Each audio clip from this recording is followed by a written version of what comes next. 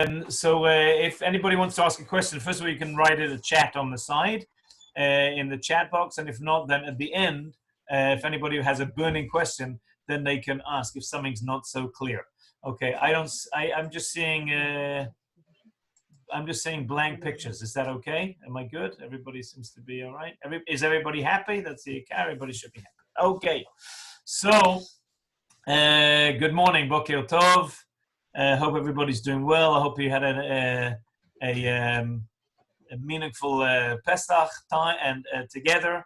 And we're going to jump straight into the shiur. I want to show you. I'm going to here's the page. I hope that everybody can see that. Here's the page of what we're going to study today, which is Rav Kook Ein Ayah on a very, very well-known passage in the Gemara in Masechet Brachot, Daf Hey Amud Aleph. אנחנו עוד לא רואים את זה, אנחנו עוד... כן, אתם רואים? אני במסך שלי, אני רואה את זה מאוד קטן משום מה. אוקיי. אוקיי, בסדר, לא, בסדר גמור, סליחה. אני רואה את זה מעולה. Okay. So since we're in the sort of the Aseret Yemei Chesed between Yom Ha'atzmaut and Yom Ha'atzmaut, the Rav Kook obviously spoke a lot about Eretz Yisrael and the importance of Eretz Yisrael. But there's one passage that I thought was appropriate from Ein Ayah that Rav Kook speaks about sometimes the complexities of Eretz Yisrael. So the Gemara in Masechet Brachot Daf Hey Amud Aleph says the following: Tanya Rabbi Shimon ben Yochai Omer. Rashbi said, Shalosh matanot tovot natan HaKadosh Baruch Hu leYisrael.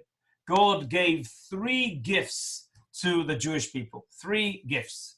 V'kulam no nitanam ki'im al yedei yisurim. And all of them were given with pain. They had to be accompanied with struggle, with yisurim, with suffering.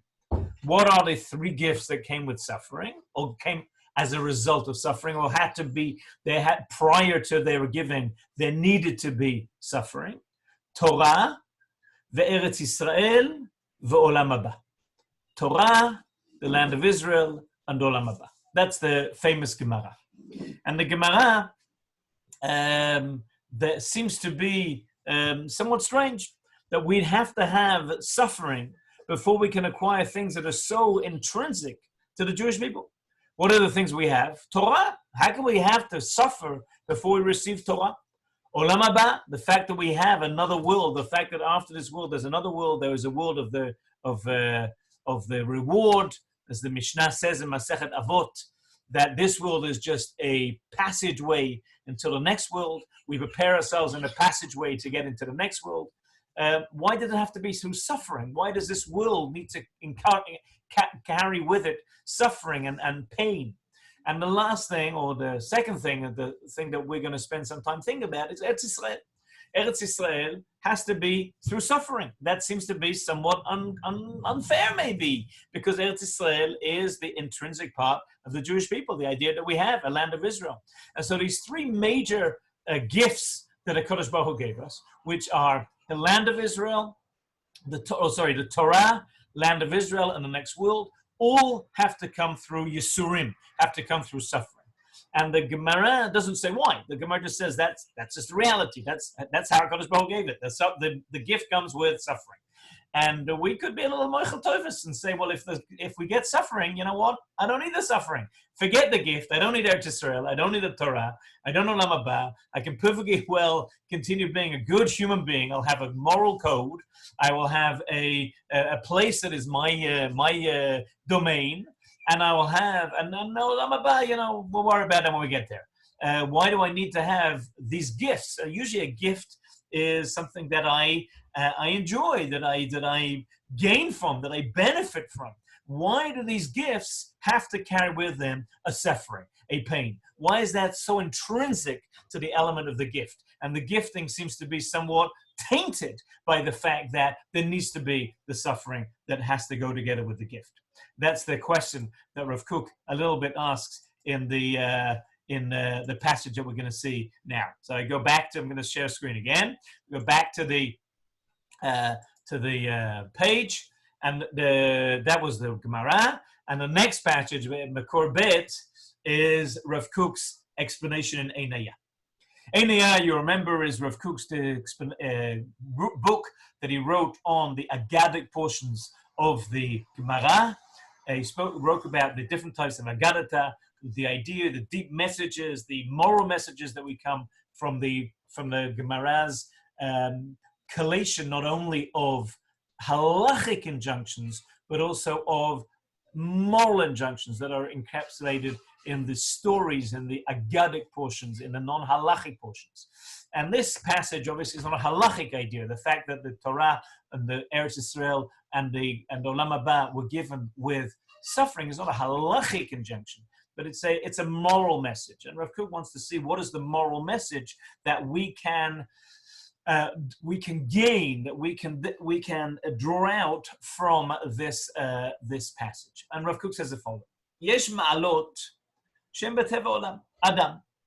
There are acquisitions, there are achievements that a person gains naturally. That they're b'teva adam. They're the nature of a human being, that we get them naturally.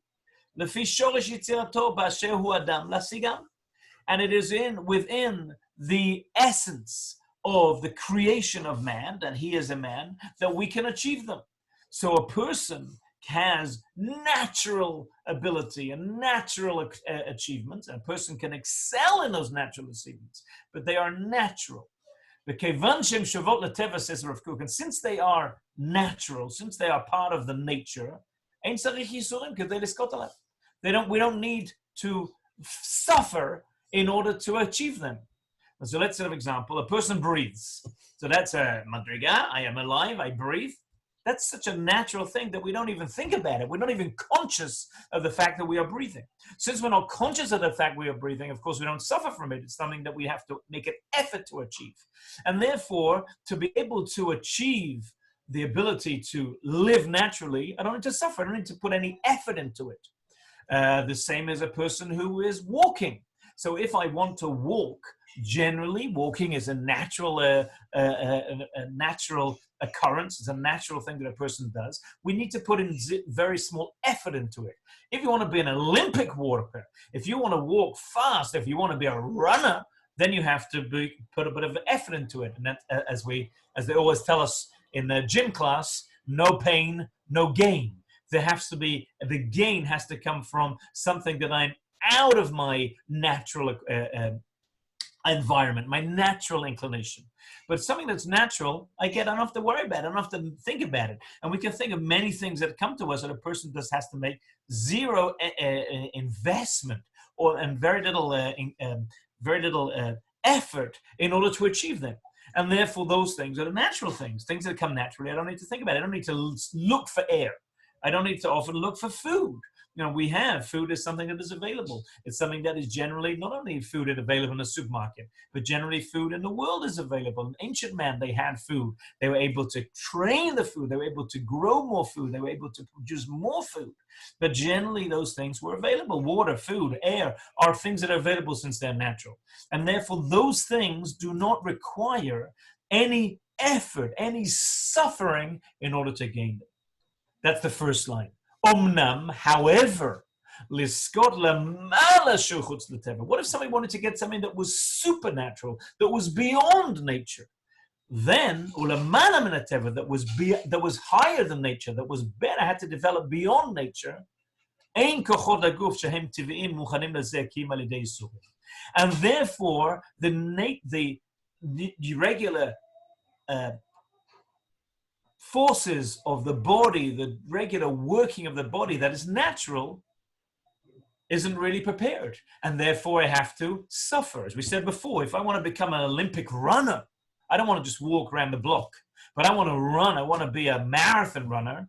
Then I have to go beyond the nature. I have to go beyond and above what is normal, what is regularly considered to be natural, and then I have to suffer for it. I have to put an effort to it. It's something that doesn't come naturally. And therefore, whatever is beyond nature is something that I have to work for. Something that is natural, I have to work for a little less. We don't think, nobody is conscious of the fact that our heart is now pumping, that we are now breathing, that we are now, that our heart is able to spread oxygen and oxygenated blood around our body. We don't think about those things. That's not something we have to put an effort into. But if I'm running or if I'm trying to control my breathing because I want to conserve energy or I want to slow down my breathing, then I have to think about it. I have to put an effort. Rav Kook says anything, and that's something we don't need Rav Kook to tell us. We can work it out, basically intuitively, that anything that is natural does not require a tremendous amount of effort. What requires a tremendous amount of effort is that which is not natural, that which is something that is beyond the norm, beyond nature. That is where I need to put an effort. And to put in the effort there, that's also where I will see achievement. That when I put in that effort, I will see achievement. It is unlikely that I can acquire, gain greater achievement in breathing. I'm an expert breather. People generally don't, breathing is not something that which we excel in. There are people who are able to slow down their breathing and to take much less oxygen. There are people who are able to have deeper breaths. But that, again, is something that I have to think about, that I have to acquire. And so that's a skill in which I must have put in effort. And therefore, anything that is natural doesn't require a tremendous amount of effort. But anything in which I want to go beyond the natural, I'm already pre-required that I have to put in effort, that I have to now work at it. And hopefully, when I work at it, I also gain something that was worth the effort. That's the idea. Ki'inyan, and Rav Kook is an example that's before we get into the explanation of the Gemara that we just saw. Ki'inyan, hanevu'ah shayta chala, such as prophecy that occurred. How did a person achieve prophecy? So we think, we read the Nevi'im, we read on Haftarot, and we read Tesha Shtayim Tesha, and we learn Tanakh, and we read the Nevi'im, very nice. They had this idea and this poetic language, and we discuss the metaphor, and we discuss the meter, and very nice. But let's understand how a person gets to Nevuah. A person gets to Nevuah, it is a tremendous amount of effort. Not only is it a spiritual effort that a person, the Rambam describes in Ilchot Yesodei Torah, how a person achieves prophecy, that a person has to put an effort and has to think and has to develop and has to spend years studying and has to train their mind and train their body. And then hopefully we get to achieve that level of nevuah. But Rav Kook says it's even on a physical level. That's what he says. Hayu evarehem mitparkim. Their bones shook. Their bones would disintegrate. As the Rambam explains in Ilchot Yesodei Torah, that a Navi would get to such an ecstasy, such a trance, that they would shake and they would quiver and their bones would break. Like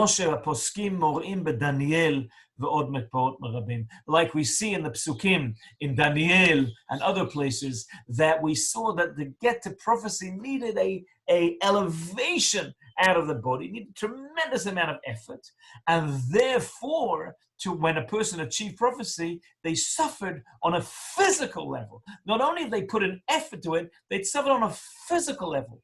In the same way you can imagine, we took the example before of a runner. So if a person runs 100 meters, and it takes them it takes them 2 minutes. Okay, so that's a good achievement, but nothing really happened. But if a person ran 100 meters in a few seconds, and they got to a 4-minute mile, or a person was a marathon runner, when we would analyze their body, they would be breaking down cells of their body in order to achieve that, i.e. that it had to come with a certain amount of suffering. Now, a person says, why would I need that suffering? Because as we said before, the achievement is worth it is worth the effort. That the effort that I put in will be shown why it was worth it when I have that achievement. And therefore it's worth it for me, although I realize that I'm going to suffer from it. As the Gemara says, that the Torah makes a person weaker. The Torah machlisha gufo shel adam. And therefore the Torah makes a person weaker. A person can say, so I don't want to be weaker. I want to continue being strong. But if I see the end result was worth it, I wanted to achieve Torah, then I'm willing to have even a little bit of my own personal suffering. The same, says Rav Kook, about Nevuah. The Nevuah, a person's bones broke down. A person had a physical strain to achieve Nevuah, and therefore that was Yisurim, that was suffering. However, the Navi is willing to go through that and maybe even happy to go through that, maybe even seeking that because the end result is worth it. Says Rav Kook, V'akol mipnei, here we're here, she'nevuah hi lemala, that the reason that is the case is because Nevuah is a level that is beyond nature, that is unnatural. On a natural level, people don't become Nevi'im. Agav, that's interesting because it's actually a machloket between the Rambam and the Kuzari. The Rambam in Hilchot Yesodei Torah speaks about Nevuah, as we just said, being the pinnacle of spiritual achievement. And the first level is being able to learn Torah, conquering Torah, knowing Torah, developing Torah, recognizing God, understanding God, achieving Nevuah. That's the highest pinnacle. And therefore, it's an unnatural thing, as the Rambam says. However, the Kuzari, Rabbi Yehuda Levi, in the Kuzari seems to have a slightly different approach. And the Kuzari's approach is that there are certain people who are born with a natural Nevuah ability. They have a certain ability to become Nevi'im. Now, of course, if they don't develop it, they won't become Nevi'im. But they have, it's sort of part of their makeup that they're able to have Nevuah. I thought about it quite extensively recently. Can we imagine that there is a religious gene, that there's a gene in a person's body that gives a person a certain leaning, a certain inclination to be more spiritual? Because if you would take two people and they have the same achievement, they've been through the same education system, they have the same parent, the same background. One is more spiritual, one's less spiritual. Can we say that there's a genetic element to that? Yes or no? I don't have an answer to that, but that's sort of similar to maybe the machloket between the Rambam and the Rabbi Yehuda Levi as to whether Nevuah is something that a person works at but has zero natural inclination. That seems to be what the Rambam says. Or like Rabbi Yehuda Levi, that it's something that has a natural inclination. Okay, we're going to continue. It says Rav Kook, Ein aguf hativi mekabla ki im al yedei yisurim. Since Nevuah is not natural, since Nevuah is not the natural state of a human being, and therefore to achieve Nevuah, to achieve prophecy, to achieve that level of connection with God, a person needs to have pain, because you can't have a non-natural achievement without having pain. You can't have that. It's impossible. You can't get to that. That his strength would be weakened and even broken, and then you achieve that ability to have Nevuah. Says Rav Kook that anything natural I have to work at less, and therefore there's less pain. But anything that's unnatural, to get to it, I have to get out of my comfort zone. I have to suffer. I have to make an effort. I have to have physical suffering sometimes, and then I'll achieve it. A person wants to study, for the bar, for the law exams. They spend many, many hours cooped up inside a library or cooped up in their studying. They are very tired. Their body will be weakened. You look at them; they'll be suffering from exhaustion, from terrible, from real fatigue, and yet they will only then will they achieve that. Only then will they have that effort that they said it was worth it. And so we see that again, that suffering and achievement often come hand in hand, because achievement is often something that is unnatural. We don't really praise people when they die and say, they're shiva. We wanted to say this person was an amazing breather, or they had an amazing heart. Their heart was such an amazing organ. We don't praise people like that. Why? Because that's a natural thing. What do we praise people? That they were able to overcome the nature, and they were able to do amazing things, and they were able to overcome their inclination and to do chesed, or they were able to learn Torah, or they were able to overcome their inclination to keep their own wealth, and they were able to give tzedakah, whatever it is, whatever, and everybody has their own achievement that they've had. Everybody has wonderful achievements, but it's always to get out of nature, not to do something that is natural. We don't praise someone, oh, it was so tall. That's not a praiseworthy thing. That's very nice. A person's so tall, but that's not a praise. We don't praise people for that. We praise people for the fact that they were able to do something that wasn't natural. They weren't born. So that's the basis of what Kook now says about the Gemara. Al kain eile shlosha ma'alot. Therefore, the three levels that we said we looked before, which is Eretz Torah, Eretz Yisrael, and Olam Haba. We already now understand where Rav Kook is going to go with this. They are all beyond nature.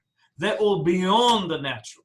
Torah, Eretz Yisrael, and Olam Haba are not the natural state. And therefore, they're beyond the natural state. And therefore, in order to achieve them, we need to make an effort, or we need to have some suffering. V'hinei, ha'adam murkav misechel guf. Says Rav Kook, there are three things in the Gemara that the Gemara says were achieved through suffering. We just established that what we mean when we say there was achieved through suffering. What we mean is that they are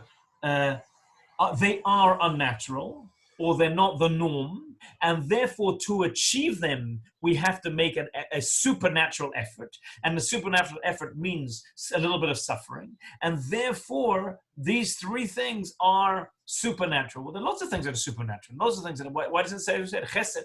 Why doesn't it say mitzvot? Why Torah, Eretz Yisrael, and Olam Haba? Why those three things? Says Rav Kook, that depends on the nature of a human being. Human beings, in Adam, the human being has an intelligence, guf, the body, v'nefesh, and a soul. We have an intelligence, we are our intellectual ability, we are our physical ability, and our spiritual ability. And while we could argue whether there is a difference between the soul and the intellect, generally in Torah and in Machshava, we think that there are. That the intellect is our intellectual ability, is our ability to comprehend, to understand things that are understandable. We spoke last time when we met before Pesach about asking questions. The assumption is that things are understandable and there's a logic behind them. That's an intellectual process. There's the physical, the body itself. And there's a spiritual thing which deals with the connection between us and the Kodesh Baruch Hu, us and God, which is beyond often our ability to understand, which is something very different. That's the nefesh, that's the soul. Says Rav Kook, these three things are now related to the three gifts that HaKadosh Baruch Hu gave us. Umitzad shloshtam yuchal liyot lo ma'alot shavot el hateva. And in all of these three, a person could have elements, could have achievements which are natural. A person can have an international ability. I was born with a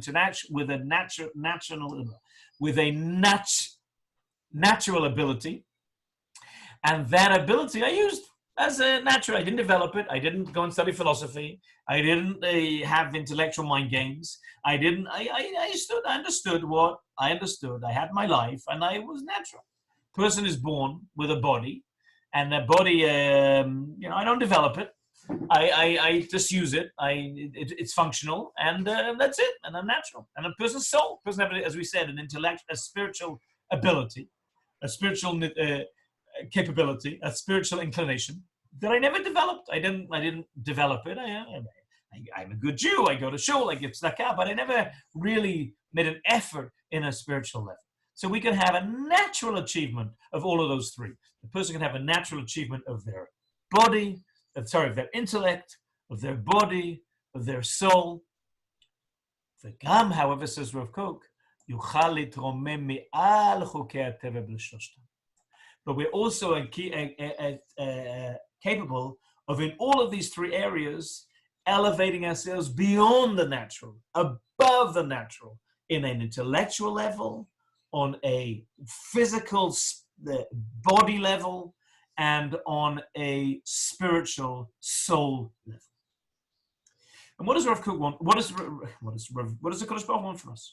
What does the Kodesh Baruch Hu want when he gives us a soul? What does the Kodesh Baruch Hu want when he gives us a body? What does the Kodesh Baruch Hu want when he gives us the intellect? Does he want us to just live our lives using them on a natural level? Just, well, this is my natural ability. This is the way I was born. I was born, I wasn't a great runner. I wasn't a great thinker. I wasn't a very spiritual person.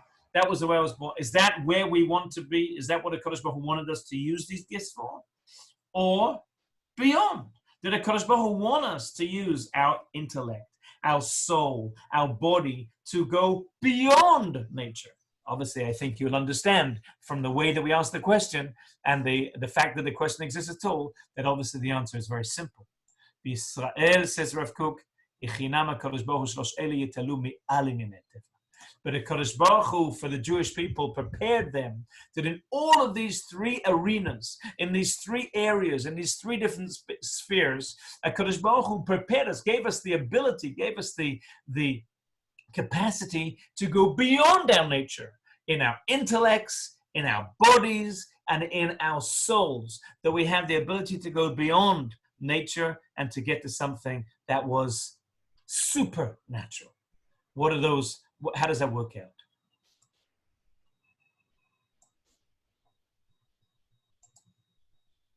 One second.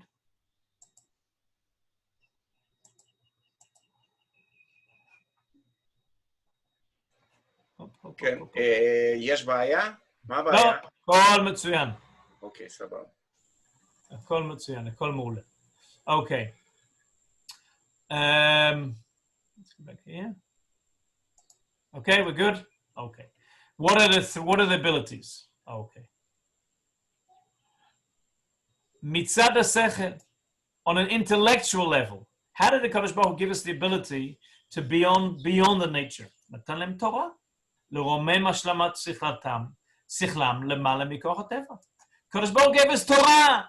What does Torah give us the ability? To elevate our intellects beyond nature. That a person who learns Torah has this ability to understand things that is beyond the natural. And therefore Torah becomes the elevator out of nature for the intellect. It's the intellectual treadmill that a Kodesh Baruch Hu gives us in order that we can go well beyond intellectual ability. We know that the world looks at the Am Yisrael forever, and including today during this terrible pandemic that we're in, looks at Medinat Yisrael, looks at the Jewish people, and says, they're doing pretty well. What is it? What is it about Jews that was able to make them smart and to have this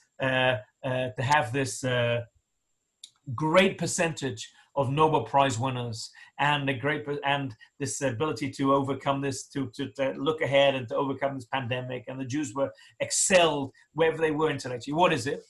And we know, and we've spoken about this before, that there was a group in Korea recently who sent a team to Israel to find out about Limud Torah.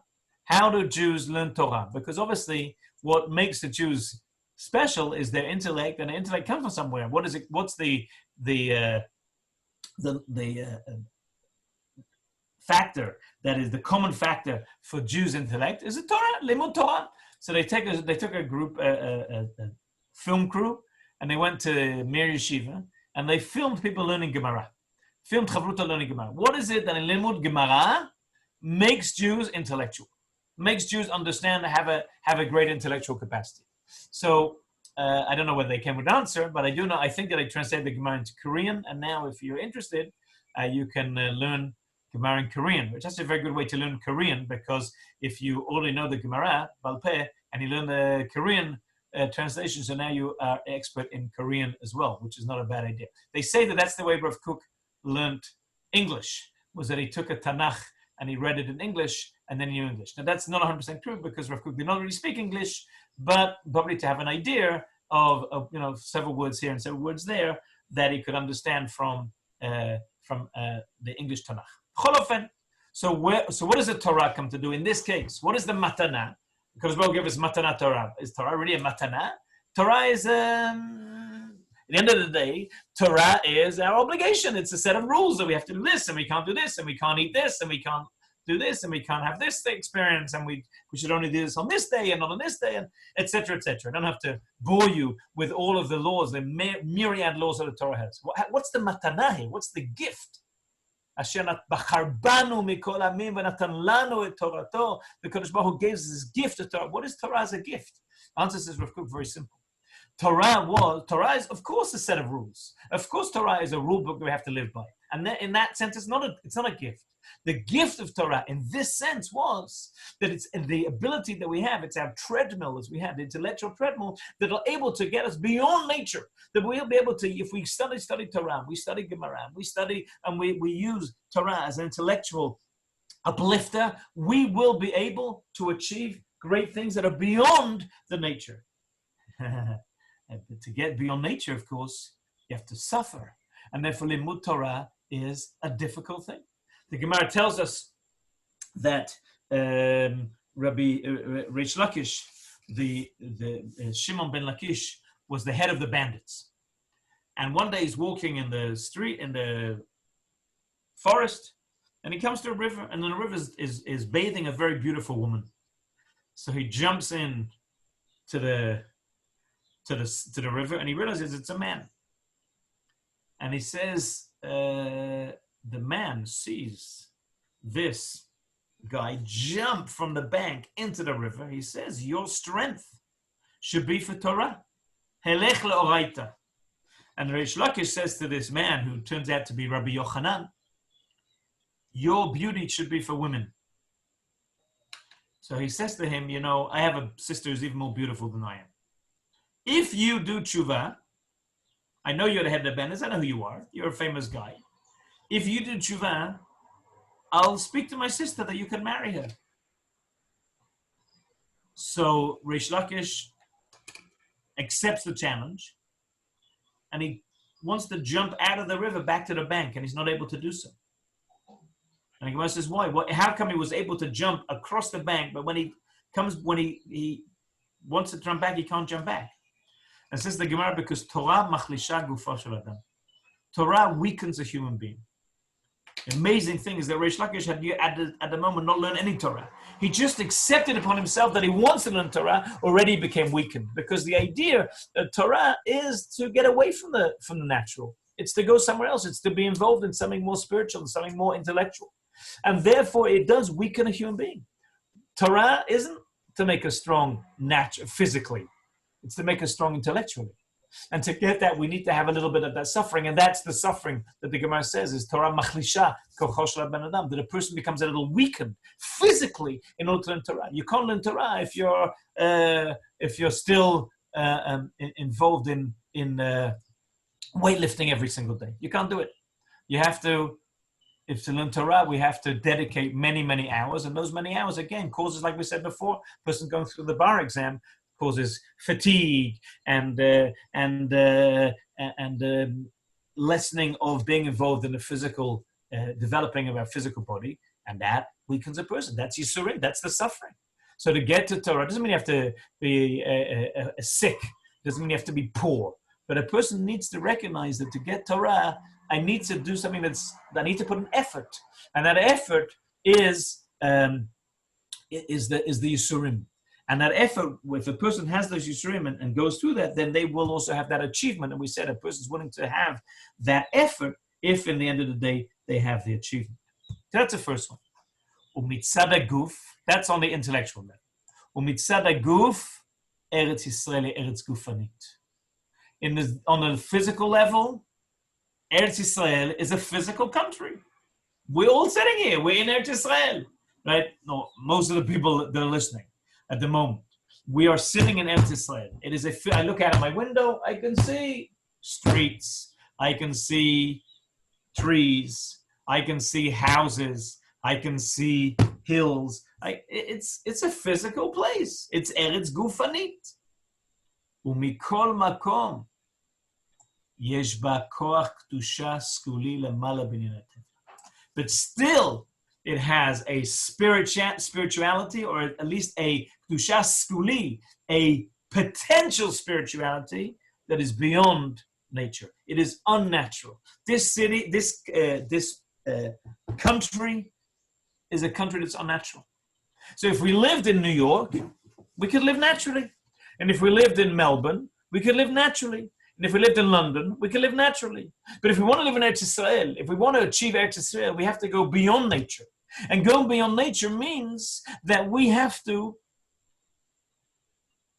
put in the effort. We have to suffer, because it's not natural that a person should have this spiritual element of a country. We'll come back to that in a moment, but we'll just finish the passage and I'll come back to that. V'olam haba, and therefore the next word, mitzad nefesh lizkot lemala elyona gavoa min hateva.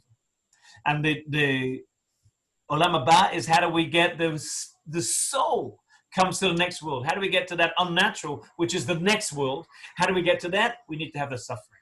And therefore, since all of these three things, Torah, Eretz Yisrael, and Olam Haba, are speaking about something that's not natural, that's beyond our nature, that's beyond the norm, therefore, and therefore all of them must have been given through suffering. They have to suffer, because the suffering is the effort that we put in order to have that achievement. And that when we have the effort, then we have the achievement. That's the three things that we have. Torah, Eretz Yisrael, and Olam Haba. Torah, to have an intellectual, supernatural ability. Olam Haba, to have a spiritual, supernatural ability. And Eretz Yisrael, to have a physical, supernatural ability. That we have a physical place, a country that is just a regular country like every other country. And yet, it is in this country that we have not only a physical reality, but that physical reality becomes a spiritual reality. That's something that's unnatural. That's something you don't have in any other country. And lo bichdi, and therefore it's not by chance that whenever you come to this country, the people come, they feel something spiritual. They feel a spiritual elation. The people, not even Jews, that people come here, they feel. You go to the Kotel. I'm sure that, remember before this, we used to actually go to the Kotel, not only just watch it on webcam, you actually could go and sit and stand near the Kotel. So when we go to the Kotel, you see lots and lots of people there, non-Jews, who are praying, who are touching the wall, who are sometimes there in silent meditation. What do you see there? It's a wall. What do you see there? They recognize, there's an understanding, here's something that isn't normal. Here's something that's not natural. Here's something that's beyond, that's above the nature. And to get above nature, you need to put in an effort. It doesn't come by chance. It doesn't come just by regular living your life. That is Eretz Yisrael. And I hope that we all recognize that. Otherwise, we wouldn't have left where we were and kept living in Eretz Yisrael. We wouldn't recognize it as an importance of doing such a thing, because the idea that we understand that Eretz Yisrael is something different. It's not just a physical reality. It is a physical reality, but not just a physical reality. It's a spiritual reality. There are those for whom Eretz Yisrael is just a spiritual reality. Yeah, Eretz Yisrael, one day when the Mashiach will come, we'll go to Eretz Yisrael. Or even when I'm here, but it's... this isn't really Eretz Yisrael, this is the state of Israel, but really one day we're going to have this spiritual elevation. There's some people for whom Eretz Yisrael is just a physical reality. It's a nice country. It's a country that we go, it has good falafel, and nice people there, and you can get a nice apartment in Jerusalem, and akol tov, and it's just a physical reality. Rav Kook's chidush, Rav Kook's novel idea that he said in what we just learned, is that not only is Eretz Yisrael a physical reality, it's also a spiritual reality. Not only is a spiritual reality, it's also a physical reality. And that fusing of those two together, that's the Chidush of Rav Kook. That's Rav Kook's novel approach that he had in the Jewish world. That was something that nobody was speaking in the same way. Rav Kook wrote this, as we said, in the 1880s. That in the 1880s, no one was speaking about that idea that the Eretz Yisrael is a physical reality, but also a spiritual reality. Rav Kook says, when we understand that, when we can comprehend that, then we recognize why it's important to have Yisurim. Because I'm only willing to suffer if I know that there's a gain from it. If there's no gain, why should I suffer? Why would a person want to suffer for something that has zero gain for it? And therefore, there's only when I can gain, when I can understand what is the benefit, would I be willing to suffer for it. And that's the Yisurim. That's the somewhat the effort that a person has to make. It's not easy to come to Eretz Israel. It's not easy to live in Eretz Israel. It requires an effort. It requires often a financial effort, a physical effort, a social effort. The person needs to make that effort, because in the end, what we achieve is something that is beneficial. But of course, it's not only beneficial, it's something that is out of the nature. It's something that's beyond natural achievement. We could live in any country and have a natural achievement. Jewish people could have been naturally achieved in other places. Why do we have to come to Eretz Israel? Because we want to go beyond nature. We want to get out of that. And that's really the essence of Eretz Israel.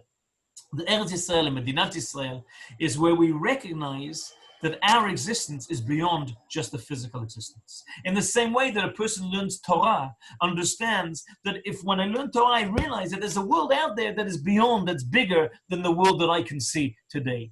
In the same way that when we consider Olam Haba, Olam Haba becomes an idea for us, we understand that this is not the only thing. This is not you live, how did the Greeks say? Live, die, eat, drink, and be merry, for tomorrow we die. I.e., and understand there's no next world. There's no other world. This is the world. When I understand there's another world, I recognize there are things that are greater than what I understand. There's a supernatural reality on a spiritual level, on a intellectual level, as well as on a physical level. And that's the essence of Eretz Israel. Ben-Gurion said, David Ben-Gurion, the first prime minister of Israel, said that anybody who lives in Israel and doesn't believe in miracles is not a realist. I.e., that we understand that Israel itself lives on a miracle. It survives, everyone. It thrives on being supernatural, on living on beyond things that we just can't understand, unlike any other country that we can't understand. And we see that also in this pandemic that we are living through, that we are suffering through at the moment, is that the numbers of people getting sick and the number of people of dying, which unfortunately is too many in Israel as well. You know, there are almost 200 people that have died. It's much too many, and every person is an olam umoloa, is a world within themselves. But when we look at the statistics of how many people got sick and how many people die in Israel, and you compare it to almost any other country in the Western world, it's just unfathomable. It just doesn't make sense. It's not, how is it that so few people here are getting sick? How is it that so few people here are dying compared to other countries in the world? More people died in New York yesterday than died in Israel in the entire pandemic. Not more people, more than 2.5 times the number of people died in New York in one day than all the people in Israel. That doesn't make any sense. The numbers just don't tally. So on some level, maybe Ben-Gurion is right. That if we don't believe in miracles, we're not a realist. That the reality in Israel has to be this physical spirituality. And in light of that, I wanted to share one more passage that we'll look at from back to Rav Kook. And this is a passage that opens up Orot. The book Orot is Rav Kook's magnum opus. It's his book in which he really discussed his ideas for what the Jewish people, what was happening in the Gula today. It is a collection of several different essays that are put together in a book, Orot, and it was published in Rav Kook's lifetime in the 20s, and there were certain passages there that were so volatile that in fact there were public burnings of Orot in the streets in Yerushalayim because of some of the things that he wrote there. It was sort of very considered, as say, very volatile, very controversial. But Orot is really the basis of Rav Kook's philosophy about Eretz Yisrael and Am Yisrael. And every good and true Kooknik, you should be able to wake up in the middle of the night and be able to quote the passage that we're going to look at today, which is the opening passage of Orot. We've seen it before, but it's always good to hear it again. Eretz Yisrael, says Rav Kook, it's up on your screen. Einena devar chitzoni, kinyan chotzoni le'omar, רק בתור אמצעי למטרה של גלות כללית והפסקת קיומה החמור אפילו רוחני. Eretz Yisrael is not an external thing. It's not an external acquisition to the people, only as a emsa'i, as a means, lematara, for the aim of itagdut haklalit, of the general collectivity, v'achzakat kiyuma chomri or afilu ruchani, and the physical or even spiritual existence of the Jewish people. Rav Kook here comes to answer the claims that were made by some of the Zionist leaders that Eretz Yisrael is important, but it's not the only things. We know that Herzl was willing to go with the Uganda plan. That when the League of Nations offered that instead of giving them Palestine, they would give the Jews Uganda, Herzl was all for it. And it was Echad Ha'am and Chaim Weizmann and others at the Zionist Congress who sat on the floor and read Eicha and said, this is the end of the Zionist dream. Because if you think that we will get as excited, and Weizmann writes about it in his autobiography, Trial and Error, that if you think that we would get as excited and as motivated about Uganda as we would about Eretz Yisrael, then you don't understand what Eretz Yisrael is. Eretz Yisrael is not just an external thing. It's not another thing that will keep us together. It's a place where we need, as Herzl writes in his the Jewish State, that it is we need an area on the world surface that will be sufficient for our physical needs of our people. Rav Kook says that's not what Eretz Yisrael is. That you're right. We could be in Uganda. That's not what Eretz Yisrael is. Eretz Yisrael היא חטיבה עצמותית קשורה בקשר חיים ממש. Eretz Yisrael is a independent element that is connected with the life of the Jewish people. חבוקה בסגולה פנימיות עם מציאותה. That the essence of the Jewish people is bound together in its inner sense with the reality of the land of Israel. We couldn't be a Jewish people without the land of Israel. And if we take those two passages together, Rav Kook is really saying something very, very, very significant. That it's true that we couldn't have the Jewish people without the land of Israel. There would be no Jewish people without the land of Israel. Well, that's obviously not so correct, because there were many, many times in the history of the Jewish people, in fact, the large majority of the history of Jewish people, in which the majority of Jews and the center of the Jewish people was not in the land of Israel. That was the case when Yaakov went down to Egypt. That was the case when the Jews were exiled in the first temple, and the center of the Jewish people was Persia. So much so that when they came back to the second temple, there was a gate in the Bet HaMikdash called Sha'ar Shushan HaBira. The Shushan HaBira, the capitalina, was not Yerushalayim, but Shushan. That was the case in the second temple when the Jews were exiled and went to Babel and refused to come back, refused to return. Ezra and Nehemiah had to force the people to come back. It was true when the center of the Jewish world was Suram Pumbedita. It was true later when the center of the Jewish world dispersed and became other places. And when the Jews came back to Eretz Yisrael, in the beginning with the Aliyah of the Talmidei Baal Shem Tov and Talmidei Agra in the beginning of the 19th century, most of the Jews didn't come. Most of the Jews, a lot of Jews supported them, but didn't come. They didn't come to live in the land of Israel. Later with the Teimanim Aliyah in the late 19th century, most of the Jews in Teiman did not come. And so the center of the Jewish people was only for a very small amount of our time, of our period, was actually the land of Israel. What does Rav Kook mean? How can he tell me that the land of Israel is so much tied up with the Jewish people when for many, many, many years and many centuries and maybe even millennia, the Jews were not in the land of Israel? I think it ties into what the passage we said before. Because at the end of the day, the land of Israel was given to the Jewish people to achieve a physical elevation out of the spiritual world, out of their physical world, to get beyond nature. That was the idea. That's why we have Eretz Yisrael. That is the essence of the Jewish people. The essence of Jewish people is that these three gifts are essential to what it means to be a Jewish people. That what it means to be a Jewish people isn't just that we are a physical reality.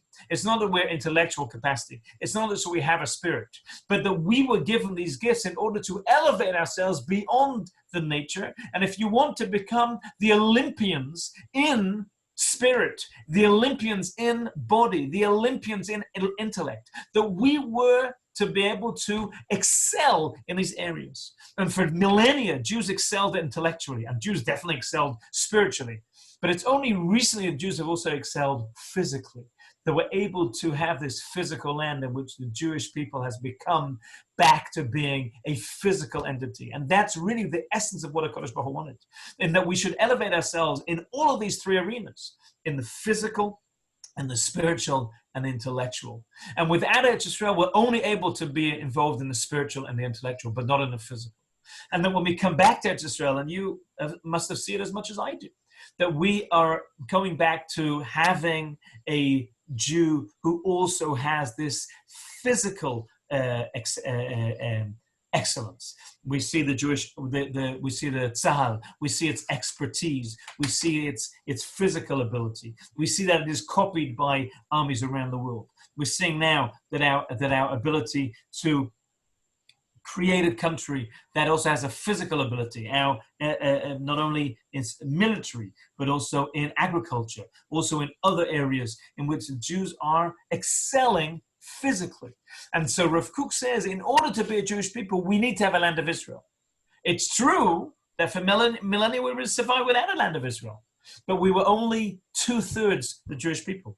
We were only intellectually and spiritually. We didn't have that physical ability. That needs Eretz Yisrael. We need to have that.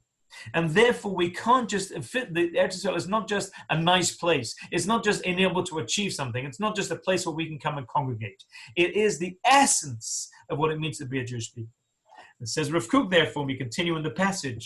Umitoch kach, אי אפשר לעמוד על תוכן סוסגלת ישראל, and therefore it is impossible to understand this special nature, the skula, the special nature of the land of Israel, ולהוציא את לפועל את עומק חיבתה, and to express the depths of our love of the land of Israel. Why do we love the land of Israel so much? Why do we feel this elevation when we come back to Israel? Why do we feel a spiritual elevation when we come back and walk in the streets of Yerushalayim? B'shum השכלה רצינית אנושית. In any rational, natural human understanding. Because Eretz Yisrael is not natural. Eretz Yisrael is not a land in which we live naturally. It's a land in which we live supernaturally. It's a land, as Ben Gurion said, the land of miracles. The land in which miracles become the norm, become the rationale. So we can't explain it rationally. Why do we love Eretz Yisrael so much? Ki im beruach Hashem asher aluma kula bichlala. Only by understanding the Spirit of God that's on the Jewish people. We can only understand what Eretz Yisrael means when we understand that this is the land where we can connect with the Kadosh Baruch Hu. This is the land where we can have that Spirit of God. Ba'at tivit haruchanit asher b'nishmat Yisrael. In the natural, spiritual nature of the Jewish soul. Again, it seems to be, and we see this a lot in Rav Kook's writings. Ein Hayah, as we've said many times, was a very early writing of Rav Kook. And therefore we see that often he takes an idea that he wrote in Ein Hayah and he'll develop it later in one of his later writings. Or on his also reasonably early writings, at least this passage. But Rav Kook seems to be discussing himself his idea that he had there. In Ein Hayah, we said that the land of Israel is where we get beyond nature. Here Rav Kook says that's the nature. But the idea that we have a spiritual nature, that we have a land in which we're able to be spiritual, that's beyond nature. That's not normal to any other country, to any other race, but that becomes our nature. That becomes our DNA. That becomes our norm. The norm of the Jewish people is we don't think that it's strange that we have a country in which the physical is sort of the spiritual, and the spiritual is expressed physically. We don't find that an oxymoron. We don't find that problematic, because that's the nature, that's the DNA, that's what we are. And therefore, the state, we can't explain the land of Israel and our connection and our love without going beyond human intellect, without understanding that it must be something that's deeper. Shehi, that is the spirit of the Jewish people, that it is that which sends out its rays in natural colors in all of the elements of the healthy feeling, of the healthy emotion that we have.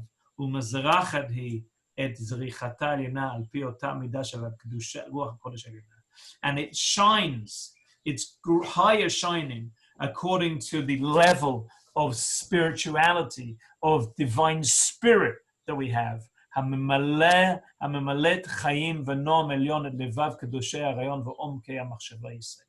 That fills with life and a higher beauty, a higher refinement, the hearts of the holy idea and the depth of the knowledge of the Jewish knowledge. I says Rav Kook that idea we can't explain rationally why we love Eretz Yisrael. We can't explain rationally what's the difference between Eretz Yisrael and any other place in the world. We can only do it when we understand that it's something that's part of who we are as a human being, as a Jewish people. The part of who we are as a different nation that's able to take Eretz Yisrael and take it to somewhere else, to be able to become healthy again. But again, healthy not just to be natural, but beyond the nature, to be able to take that physical reality and take it beyond nature. Weizmann tells a story I've told you before, but it's a good story. It's worth hearing again. That when he met the British High Commissioner at the League of Nations, and the British High Commissioner said to him, why are you Jews so adamant to go to Palestine? There are many, many countries in the world that are large enough for you to live in and would be as conducive to your physical welfare. And why do you have to go to the land of Israel? So Weizmann said to him, I noticed that every Sunday you drive across town to go to visit your grandmother. Why bother? There are many old women that live much nearer to you. Why do you have to travel across town? And the High Commissioner understood the answer and didn't bother him again. Can we understand our connection with family? Can I understand why I have this affinity to my siblings, to my children, to my parents, to my cousins, more than anybody else? Why I would do more for them than I would do for anybody else? Can we explain that? The answer is really no. It's not really that rational, that we share some DNA. How much DNA do I share with my cousins? Not a tremendous amount that I really feel b'chol and affinity, and to my cousins' spouses, I have zero connection with them other than that their children somehow share some DNA with my children. It's very tenuous. But that's the essence of what it means, is to be a family. With certain things that we can't explain naturally, we have to use supernatural understanding. It's actually very fascinating to see now. When we're all shut away in our houses with our children, which for many people is the greatest gift, to have time with their children, to play with them and speak to them and eat together. And for some people, that's the greatest hell, is to be with their children, to have to eat with them, play with them. It's very much depends on what's your attitude. How do you look at? Do we look at family as something that's a blessing? Do we look at it as a burden? And either way, we have to explain it. Why am I more connected to these little beings that are in here that I created than any little beings that are outside in the park that have nothing to do with me? It's hard for us to explain rationally on a natural level. We don't see that in many places in the natural world, in the animal world, that connection. Definitely don't see multi-generational connections in the natural world, in the national world, and therefore understand that it's something supernatural. We could say the same thing about our connection with Eretz Yisrael. It's hard to say why, if I would stand when I went to Lebanon, which isn't so far away, and not so different topography. But when you come to the border, you come back into Eretz Yisrael, back into Midnat Selk, into Kiryat Shmona, why you feel elevated and elated and you feel at home, it's hard to explain it rationally. Why, when I get off the plane in Bering, even before I got off the plane, remember we used to fly, we used to actually fly around the world. That used to happen now. It's all stopped. Maybe we'll get back to it again one day, who knows. Why is it that when already you can see from the window of the plane, you can see the coastline in Tel Aviv, I feel that excitement that I get home that I don't feel going to any other country in the world. It's something that we can't explain naturally. It's something supernatural. Says Rav Kook, to achieve something supernatural, we have to put an effort. That effort is what the Gemara calls Yisurin. Yisurin doesn't mean I have to suffer and feel bad and moan and in pain. Yisurin means an effort that I put in because I recognize it's something that's an achievement. It's a supernatural achievement. I want to get that. And therefore, Rav Kook says, and at the beginning we said of Orot, you should, every true Kooknik should be able to quote this in the middle of the night after being woken up suddenly. To say that Eretz Yisrael is the essence of the Jewish people, it's not just a place. We'll finish off the passage and that we'll finish. HaMachshava al devar Eretz Yisrael. To think about Eretz Yisrael, shirak erech chitzoni, kedei hamat agudat ha'umah. To think, if we consider the Eretz Yisrael as just an external thing in order to get together a nation, just have a place where we can live.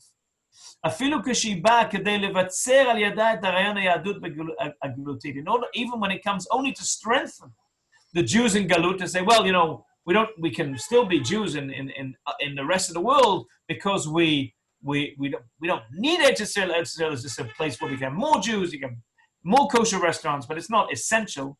So that's a good thing. We want to strengthen the Jews in Chutz.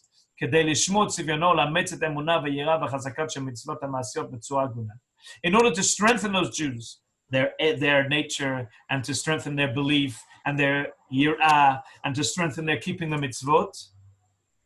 When we do that, we want to say that, that's often, I think, unfortunately, Rav Kook already saw this 100 years ago. We see that even more so today, that it's a sort of a weakness of our shlichut, is that we don't want to speak about, you have to come to Eretz Yisrael. Eretz Yisrael is nice, but of course you can be good Jews around the world. Torah Mitzion will tell you that the shlichim go and there's wonderful communities all over the world, but our aim is to bring them back home. Why don't we just say, leave them there? That's a good thing. We want them to be from where they are. So of course, when we do that,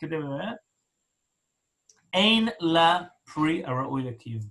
That isn't tenable. It doesn't have sustainability. It won't exist. It can't be that the Jewish people continue outside of the land of Israel. Because that idea is weak in comparison to the strength of the wholeness of Eretz Yisrael. It's true we can continue just to be intellectual and spiritual. That's true, we can. But we're missing out on a third leg, which is also the physical, our ability to elevate ourselves physically, and that we do need Eretz Yisrael. Ha'imutz amiti shel harayon hayadut begalut.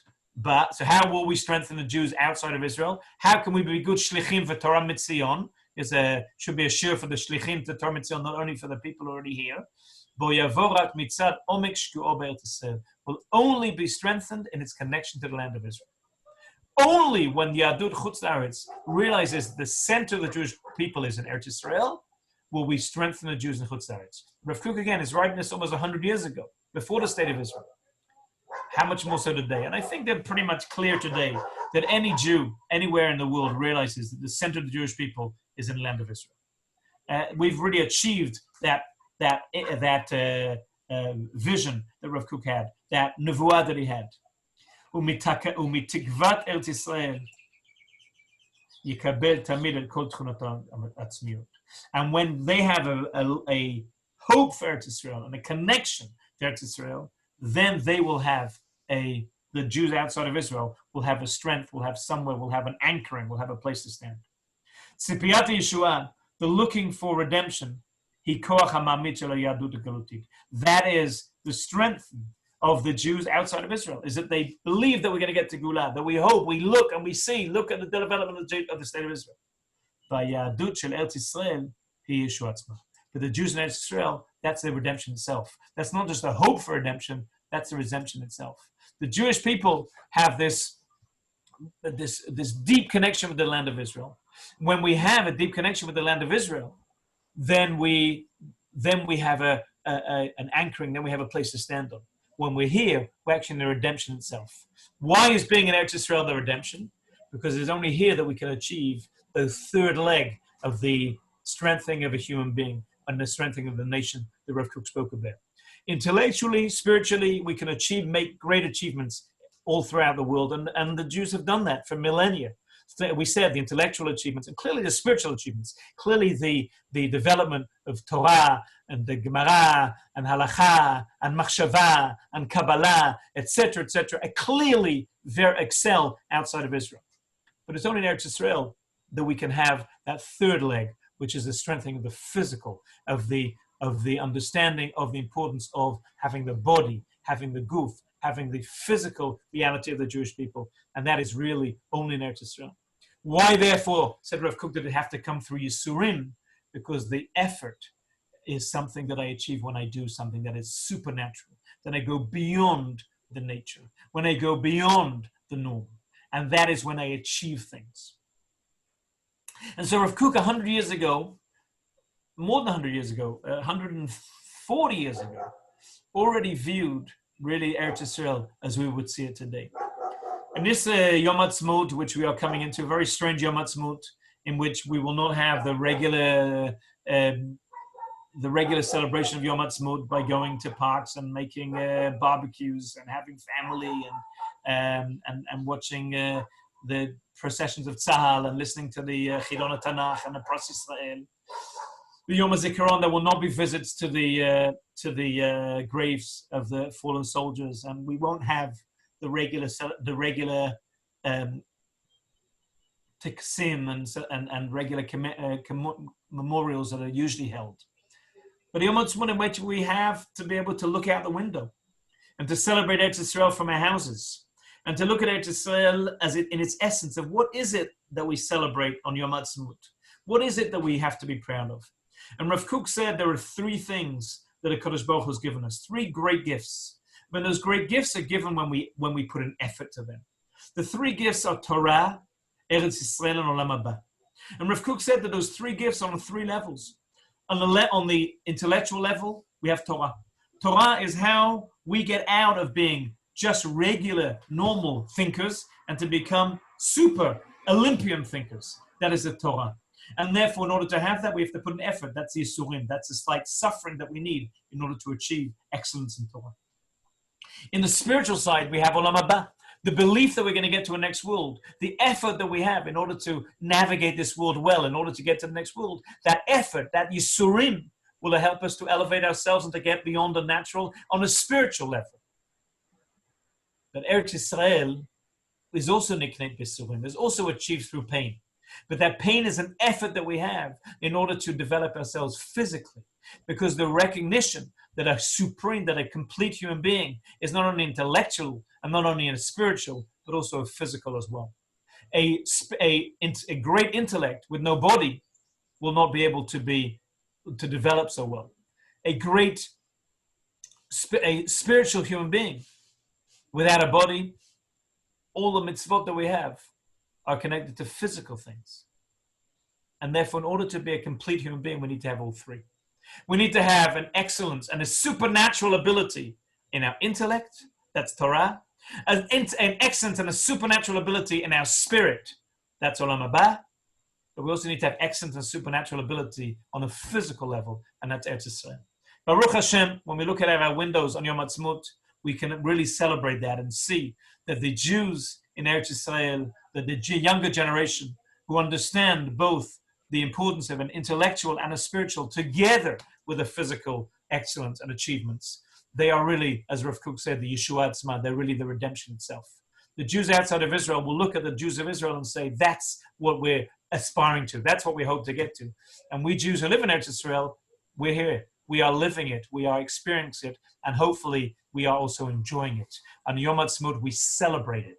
We get together in whatever capacity we're going to be this year, and we will celebrate by saying, Zeh Yom Asa Hashem Nagila B'Nisbech Habo. This is the day that God has made. We will be happy and celebrate on it by understanding that Eretz Yisrael is essential for the Jewish people to develop, not only intellectually, not only spiritually, but also physically. You should all live and well and be happy and should have a wonderful, wonderful Yom Ha'atzmaut. And Bezrat Hashem, next Yom Ha'atzmaut, we're celebrating together, Bezrat Hashem, in the Bet HaMikdash. We're hoping it's going to be this Wednesday. There's going to be a big barbecue in the Bet HaMikdash this Wednesday, Yom Ha'atzmaut. And if, very, very unfortunately, the Mashiach has not yet come, then Bezrat Hashem will meet next time in Yerushalayim. Hopefully, towards Shavuot, we'll be able to bring Shnei Lechem also to the Bet HaMikdash. Shalom, shalom. Be well. Kol tov. Shalom, shalom. Okay, if somebody have a question, you can open your microphone and ask. Maybe it was all so self-explanatory that no one has any questions. Very inspiring. Shalom, shalom. Be well. Keep safe. Thank you.